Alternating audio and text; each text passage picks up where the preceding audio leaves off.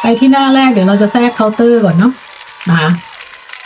แทรกเคาน์เตอร์ที่หน้าของงานตัวนี้นะคะ วิธีการไปที่ Google ก่อน เดี๋ยวเราจะพิมพ์คำว่า free counter นะคะเห็นไหมอันแรก free counter stat อันแรกเลยค่ะ คลิกตัวนี้ค่ะ หลังจากนั้นเราก็จะเข้าไปคลิกที่ free hit counter for box เอาโค้ดที่ได้ไปฝังเหมือนเดิมวิธีการ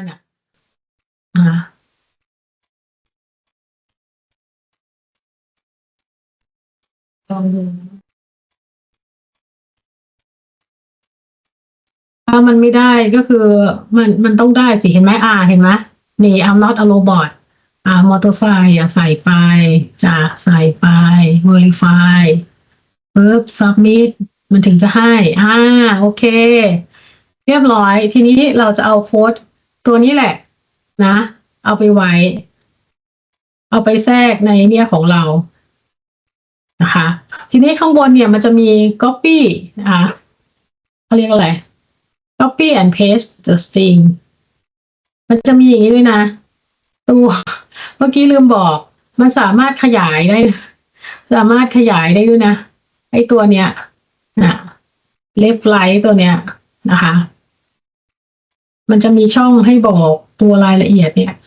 ขยายไปถึงอะไรเลื่อนนะลืมซูมเคาน์เตอร์จาก100%นี่ขยายย่อขยายแบบนี้ได้นะคะ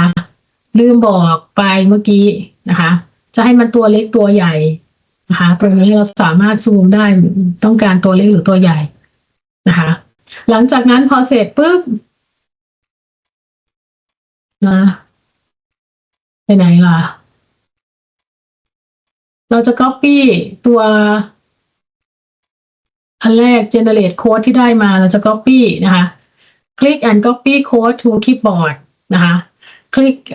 copy and paste string นะคะทีนี้เราจะเอาตัวนี้ค่ะ copy ตัวนี้ไว้นะคะทำการคลิกand copy ตัวนี้ปึ๊บนะคะเรียบร้อย copy เรียบร้อยเขาก็จะบอกว่า the code was copy successful now นะคะแล้วก็ close นะคะจากตรงนี้หมายถึงอะไร do you want to receive your code by email ถ้าต้องการที่จะรับโค้ดจากอีเมลเราก็ใส่ตัวนี้ลงไปนะคะแล้วก็กด submit แต่ตรงนี้เราไม่ต้องเราก็ copy แค่นี้มาหลังจากนั้นพอเสร็จแล้วปุ๊บเราก็เข้ามาที่หน้าเว็บไซต์ของเราตรงนี้ใช่ไหมคะหลังจากนั้นพอเสร็จแล้วเราก็จะทำการกลับมาสู่หน้านี้ของเราที่หน้าแรกหลังจากนั้นก็เดี๋ยวเป็นคลิกแล้วเราก็จะฝังโค้ดเราคลิกฝังโค้ดลงไปแล้วก็ copy วางโค้ดของเราลงไปคลิกถัดไปเคาน์เตอร์ของเราก็จะมาละเรียบร้อยนะคะหลังจากนั้นพอเสร็จแล้วเราก็คลิกที่แทรกนะคะมันก็จะมีตัวเคาน์เตอร์เข้ามาให้นะคะปกติเคาน์เตอร์ของเราเนี่ยมันตัวนี้คือเราไม่ได้ย่อมาตั้งแต่แรกเนาะเราสามารถที่จะยืดขยายในส่วนของตัวเคาน์เตอร์ตัวนี้ได้นะคะที่เขาทำเมื่อกี้สามารถที่จะย่อแบบนี้มานะคะหลังจากนั้นพอเสร็จแล้วเราก็สามารถที่จะต้องสมมติว่าอาจารย์อยากจะทำการแก้ไขเราก็สามารถเข้ามาคลิกที่ฝังจากเว็บแบบนี้ได้เหมือนเดิมเราต้องการแบบนี้แหละนะคะหลังจากนั้นพอเสร็จแล้วเราอาจจะอยากจะจัดไอ้ตัวนี้ให้อยู่ตรงกึ่งกลางของเราใช่ไหมจ๊ะ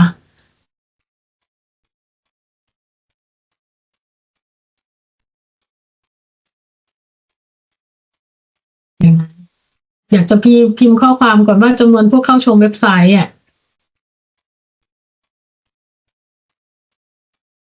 เดี๋ยวเป็นคลิกตัวนี้ก่อนอันนี้เป็นรูปภาพอันนี้เป็นข้อความนะคะ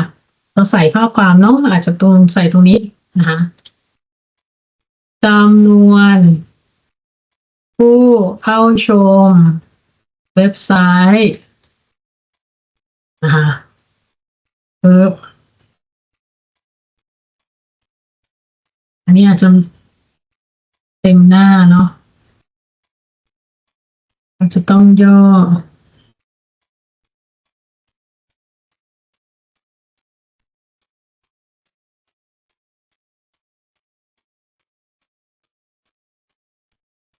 โอ้ทำไมเธอใหญ่อย่างนี้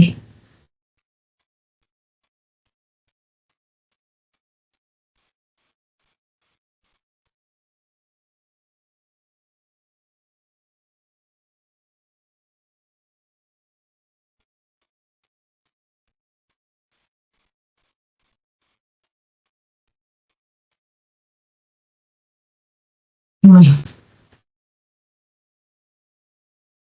อ่าตัวนี้เอาบล็อกของมันลงมามันให้ไหม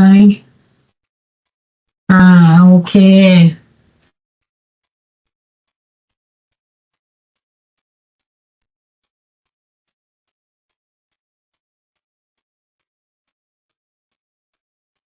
พอเสร็จแล้วลองรันดูซิ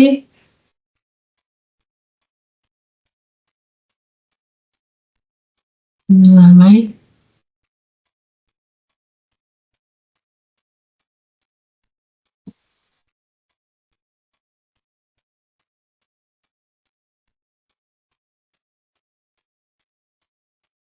ปุ่มมันขึ้นเปล่า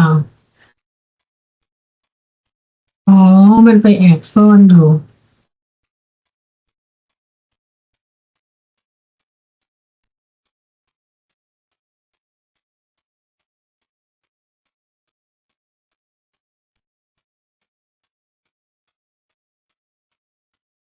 อืมลองคลิกเผยแพร่ดูนะจ๊ะ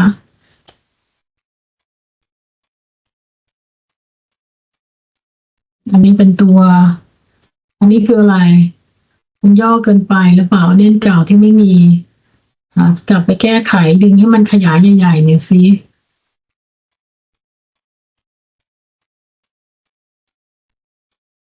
แล้วก็ลองเผยแพร่ใหม่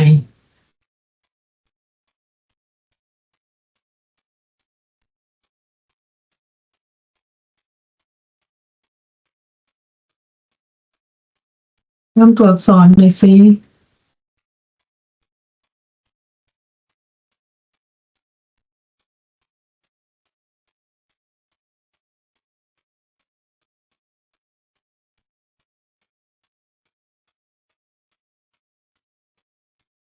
หลังจากนั้นพอเสร็จแล้วเป็นไงต่อจ๊ะเผยแพร่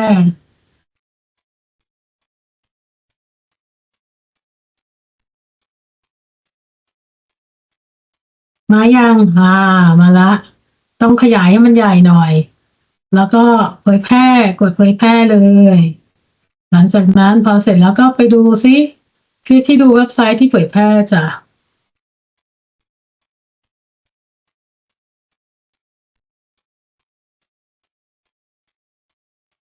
ไงมาแล้วนะคะมีการนับจำนวนแล้วเรียบร้อยนะ